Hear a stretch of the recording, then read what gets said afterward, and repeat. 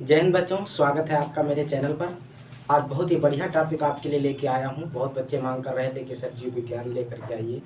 आज मैं जीव विज्ञान की टॉपिक लेकर के आया हूँ।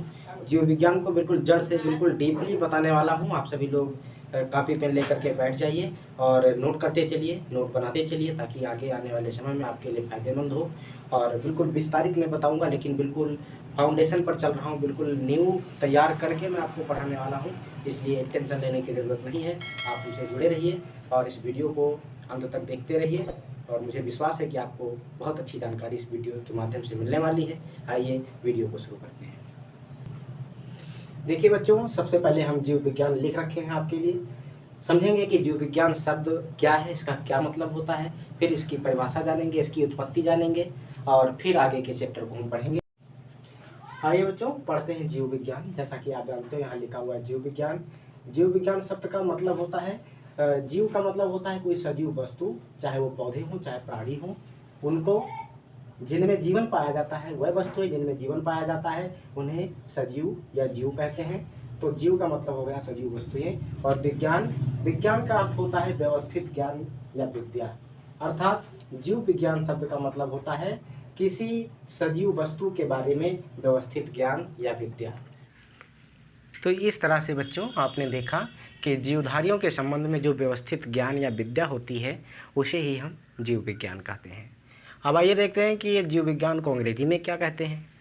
जीव विज्ञान को अंग्रेजी में बायोलॉजी कहते हैं। और यहाँ मैंने लिख रखा है कि जीव विज्ञान के पिता कौन हैं।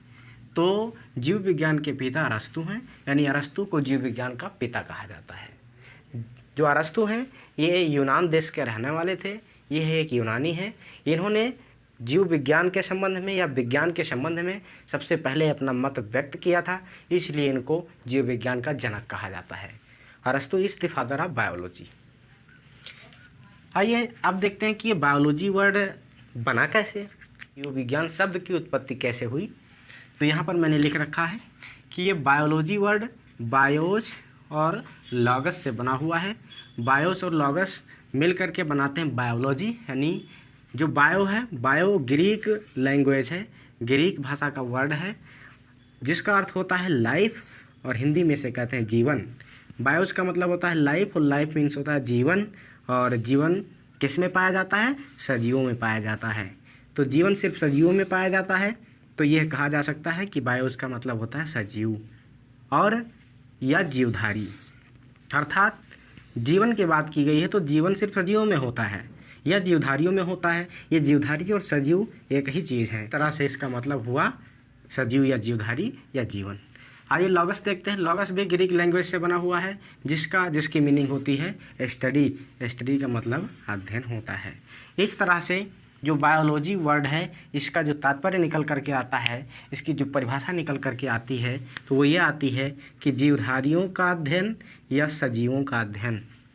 क्योंकि बायोलॉगस लाइफ स्टडी, तो लाइफ स्टडी को आप कह सकते हैं जीवन का अध्ययन अर्थात सजीवों का अध्ययन। तो इस तरह से प्यारे बच्चों यह जीव विज्ञान की परिभाषा कही जा सकती है। परिभाषा मैंने यहाँ लिख रखा है, आप चाहें तो इसे नोट कर लें। परिभाषा लिख रखा है कि जीव विज्ञान विज्ञान की वह शाखा है जिसके अंतर्गत समस्त जीवधारियों का अध्ययन किया जाता है। यहाँ मैंने ब्रैकेट में लिख रखा है छोटे बड़े जंतु एवं पादप। यानी जीव विज्ञान के अंतर्गत ये जो जीव विज्ञान है, इसके अंतर्गत सभी छोटे बड़े जंतु आते हैं और सभी छोटे बड़े पादप आते हैं। यानी सब में जीवन होता है, चाहे वो पादप हो चाहे वो जंतु हो, सब जीवन सब में पाया जाता है। यह समस्त जीवधारियों का अध्ययन जीव विज्ञान कहलाता है। तो इस तरह से परिभाषा हमने सीख लिया कि जीव विज्ञान विज्ञान की वह शाखा है जिसके अंतर्गत समस्त छोटे बड़े जीवों पादपों का अध्ययन किया जाता है या समस्त जीवधारियों का अध्ययन किया जाता है। यह समस्त जीवधारियों के बारे में अध्ययन कराने वाले विज्ञान को हम जीव विज्ञान कहते हैं। जीव विज्ञान का मतलब होता है सजीवों का अध्ययन, जीवधारियों का अध्ययन। आइए देखते हैं, ये जो जीव विज्ञान है ये जीव यानी प्राणियों के बारे में बताता है। प्राणियों के बारे में बताता है, जैसा कि मैंने भी बताया है, चाहे वो पौधे हों या हों जंतु, जीवन सब में पाया जाता है। तो विचार करना है कि जो पूरी दुनिया है, पूरा संसार है, यह संसार में क्या एक ही प्रकार के प्राणी पाए जाते हैं, या इस संसार में क्या सिर्फ पादप ही पाए जाते हैं, या इस संसार में सिर्फ प्राणी ही पाए जाते हैं? तो आपका उत्तर होगा नहीं। इस पृथ्वी पर तमाम संख्या में पादप हैं और तमाम संख्या में प्राणी हैं। तो दोनों का अध्ययन करना अनिवार्य होता है। अगर हम सभी इस प्रकृति में, इस पृथ्वी पर रह रहे हैं, तो इन सभी रचनाओं के बारे में, इन सभी जीवधारियों के बारे में हमको जानना भी परम आवश्यक होता है। तो इन्हीं सब के बारे में जानकारी देने वाला ये जो विज्ञान है, जीव विज्ञान, ये बहुत बड़ा विज्ञान है, या सबसे बड़ा विज्ञान कह सकते हैं। जीव विज्ञान सबसे बड़ा विज्ञान है। इसका अध्ययन बड़ा जटिल है, परंतु अगर हम मेहनत करेंगे तो आसानी से इसे हम सीख सकते हैं।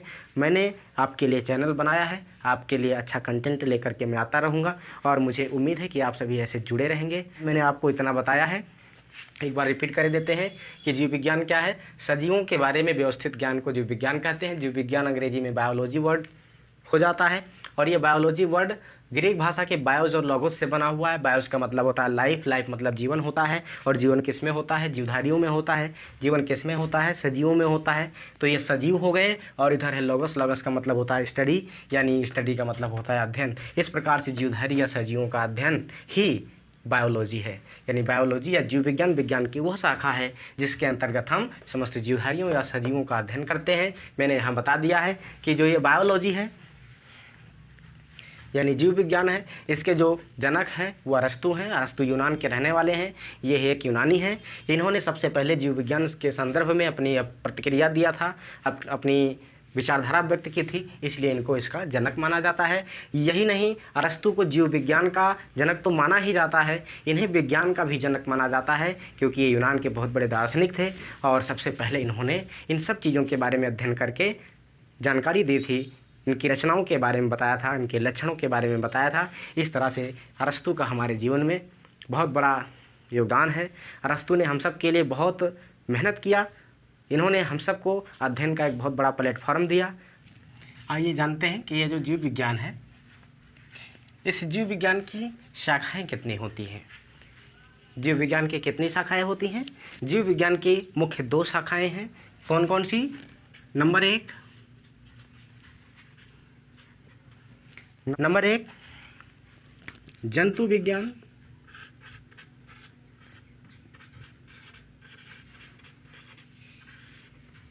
और नंबर 2 वनस्पति विज्ञान। जंतु विज्ञान और वनस्पति विज्ञान, ये जीव विज्ञान की 2 शाखाएं हैं। आइए, जंतु विज्ञान को अंग्रेजी में हम कहते हैं जूलॉजी, और वनस्पति को कहते हैं हम बॉटनी।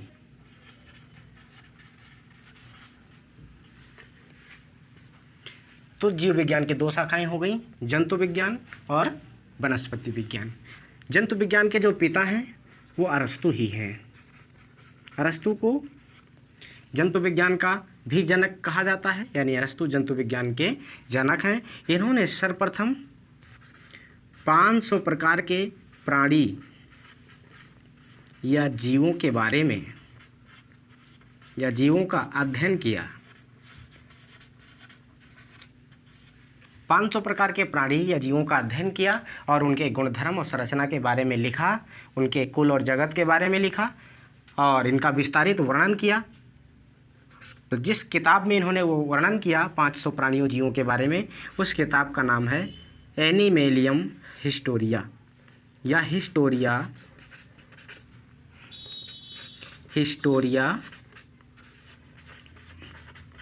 एनिमेलियम, या मेलिया, हिस्टोरिया एनिमेलिया या हिस्टोरिया एनिमेलियम कहते हैं। लिख दीजिए अंग्रेजी में, हिस्टोरिया एनिमेलियम। तो इस तरह से हिस्टोरिया एनिमेलियम, ये एक पुस्तक लिखी। क्या थी ये पुस्तक? इस पुस्तक में इन्होंने 500 प्राणियों का अध्ययन कराया, इनके बारे में बताया। ये पुस्तक बहुत ही महत्वपूर्ण है। इस पुस्तक से ही सभी प्रकार के जीव विज्ञान की शाखाओं की उत्पत्ति हुई है, और जो वर्णन है सबसे पहले इसी पुस्तक में मिलता है।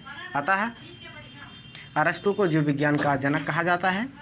और इन्होंने 500 प्राणियों का अध्ययन किया और एक पुस्तक में लिख दिया। उस पुस्तक का नाम है हिस्टोरिया एनिमेलियम या एनिमेलिया हिस्टोरिया। दूसरा है वनस्पति विज्ञान। वनस्पति विज्ञान के जनक हैं थियोफ्रेस्टस।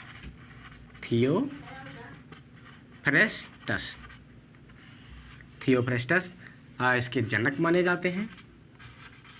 अर्थात यदि आपसे कोई पूछे कि वनस्पति विज्ञान का जनक कौन है तो आप थियोफ्रेस्टस को वनस्पति विज्ञान का बॉटनी का जनक माना जाता है। It means Theophrastus is the father of botany. इन्होंने भी 500 प्रकार के प्लांट्स का अध्ययन किया, यानी पादपों का अध्ययन किया। 500 प्रकार के पादपों का अध्ययन किया, उनको नज़दीक से जाना, उनके नेचर के बारे में समझा, उनकी रचना के बारे में समझा। इसके बाद में उनके लक्षणों का वर्गीकरण कर दिया एक पुस्तक में, और उस पुस्तक का नाम था, यहाँ देख लीजिए, उस पुस्तक का नाम था हिस्टोरिया प्लांटारम।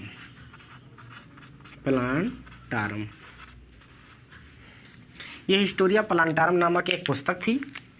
लिख दो यहाँ पर बुक। इस पुस्तक में इन्होंने 500 प्रकार के पादपों के बारे में लिखा। और आज जितने भी प्रकार के पादपों की संरचना, पादपों के जगत को देख रहे हो, वो इसी पुस्तक से लिया गया है, क्योंकि ये बहुत अच्छी पुस्तक थी, ये बहुत ही उपयोगी पुस्तक थी। इस तरह से हमने जाना कि बायोलॉजी के 2 भाग होते हैं, जंतु विज्ञान और वनस्पति विज्ञान। जंतु विज्ञान को जूलॉजी और वनस्पति विज्ञान को बॉटनी कहा जाता है। जंतु विज्ञान के जनक अरस्तु हैं। इन्होंने 500 प्रकार की प्राणियों का अध्ययन सबसे पहले किया, और उन्होंने इसका अध्ययन करके जिस पुस्तक में लिखा, अपने विचार प्रस्तुत किए, इनके संरचना के बारे में बताया, इनका वर्गीकरण किया, उस पुस्तक का नाम था हिस्टोरिया एनिमेलिया।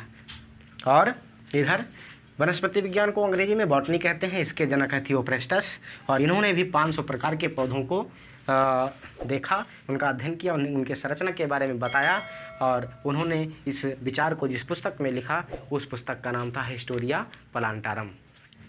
तो बच्चों, इस तरह से हमको लगता है कि बड़े आसानी से आप समझ लेंगे। साफ साफ लिख दिया है, आप नोट बनाते चलिए, मेरे साथ जुड़े रहिए, पढ़ते रहिए, और आपको बायोलॉजी में बिल्कुल बेसिकली बहुत ही अच्छे से बताने वाला हूं, और मुझे उम्मीद है कि आपको ये समझ में आएगी। मैंने यहाँ पर आपको बता रखा है, इसको आप नोट करिए, और अगले वीडियो में हम फिर मिलते हैं कि ये जो जंतु हैं, ये जंतुओं को कितने वर्गों में बांटा गया है, वनस्पति को कितने वर्गों में बांटा गया है। एक नई वीडियो के साथ फिर आपको मिलेंगे। तब तक के लिए जय हिंद, नमस्कार।